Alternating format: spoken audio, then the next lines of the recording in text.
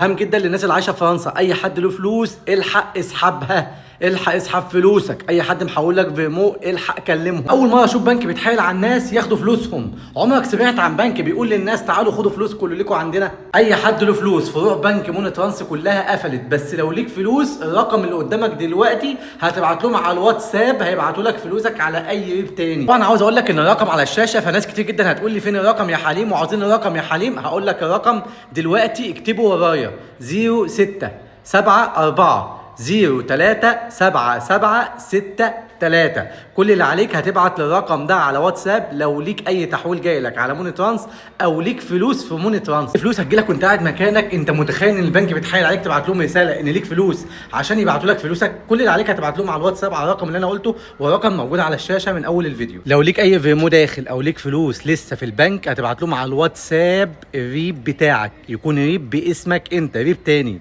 طب لو ما عندكش ريب تاني هتبعت لهم ريب صاحبك بصوره الباسبور بتاع صاحبك، وفي استماره هيبعتوها لك تملاها ان انت صاحب الحساب دوت وعاوز فلوسك تتحول على الكونت التاني ده، سواء الريب بتاعك او ريب واحد صاحبك. الريب ما ينفعش يتكتب، لازم تبعت لهم ورقه البنك بتاعه الريب بتاعك التاني. قلت لك ورقه كده زي استماره هتطبعها وتملاها وتصورها وتبعتها لهم ان انت بتقول لهم انا صاحب الحساب وانا بقول لكم ابعتوا لي الفلوس على الحساب ده. معلومه مهمه جدا: كل فروع البنك قفلت على مستوى فرنسا كلها، ولكن فاتحين اونلاين من خلال الرقم دوت تقدر تكلمهم، او رقم البنك نفسه اللي هو الارضي اونلاين موجود، هيردوا عليك علشان يرجعوا لك فلوسك. فهم فاتحين لحد ما كل واحد له فلوس ياخدها. النداء الاخير، انا لسه مكلمهم النهارده بقول لهم اديتوا للناس فلوسها، بقى في عملاء ولا لا؟ قالوا لي والله يا حليم احنا بنكلم الناس يبعتوا لنا الريب عشان نبعت لهم، الناس مش عاوزه تبعت الريب، احنا اللي بنتحايل على العملاء ياخدوا فلوسهم. فقلت لهم ان شاء الله اعمل لكم فيديو النهارده بالرقم التليفون دوت على الواتساب، علشان المفروض تبعت لهم على الميل، بس انا عاوز اسهل عليك الدنيا، تبعت لهم على الواتساب يبعتوا لك ان شاء الله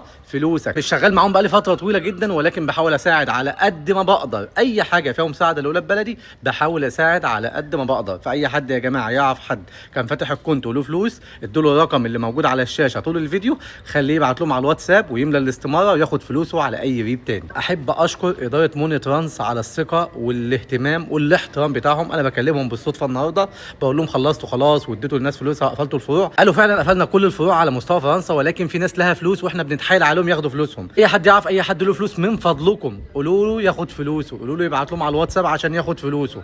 اول مره في حياتي اشوف بنك بيتحايل على الناس ياخدوا فلوسها، والله العظيم عجبت لك يا زمن.